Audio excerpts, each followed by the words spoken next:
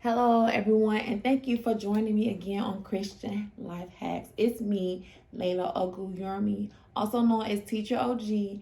I just wanted to talk to everyone today about starting to grow financially, like the beginning of your financial independence. And I'm just going to talk about the beginning here because I only like to speak to where I feel like I have mastered.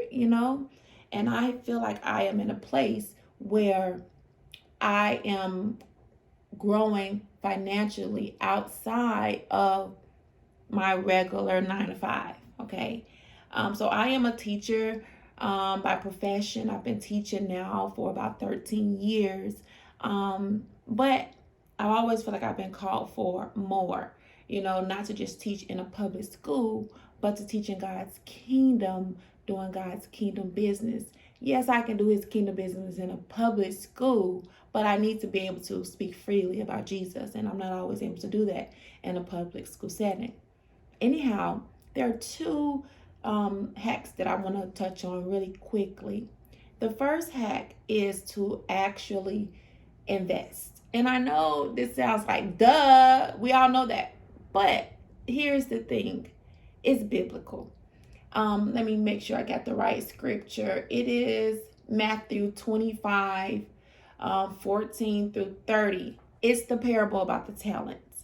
And for years I read this scripture and I never had this revelation until recently. My dear husband, we've been growing financially, and we've started a business. And one thing that he always would tell me is, hey, that money that you're making from that job, you need to invest that money, more of that money, into the business. And we're not just talking about 20%.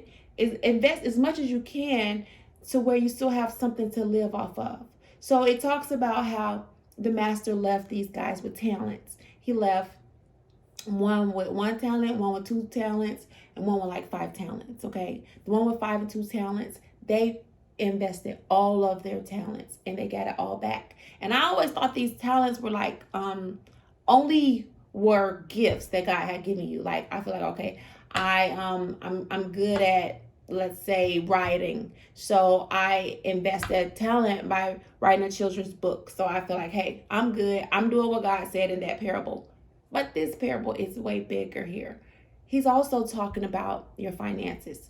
And the way that this parable is also talking about finances in addition to talents is because it says that there are two parts here. It actually says that Matthew 25:18, but he who had received 1 talent went and dug in the ground and hid his master's money. So this was actually money that was hidden. Okay, so the one with 1 talent was afraid to reinvest it because he had so little. So he just tried to hold on to it because he didn't want to mess it up. But then check this out. When the master came back, the master said to the servant, hey, you could at least put my money in a bank so it could grow interest on it. So hey, what is God telling us? What is Jesus telling us in this parable?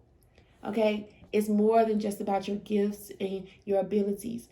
Jesus is asking us to invest that money that we're getting from those 9 to 5s into business. Grow that money. Don't be afraid. Trust him. Okay, don't worry about how you've been treated. You only got 1 talent versus 2 talents versus people who got 5 talents. Hey, he gave you what you can handle. So invest it. The next thing that I want to talk about is the second hack is giving. And we all know that giving is what God is asking us to do. But there's a principle here. Give and you shall receive, pressed down, shaken together, and running over shall men pour into your bosom.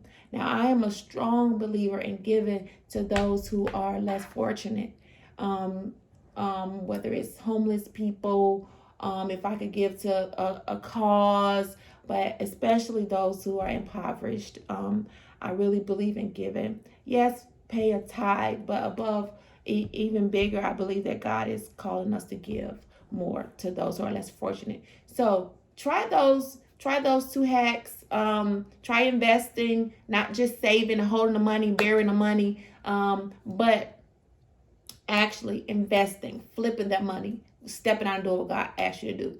All right. Thank you again, and bye bye.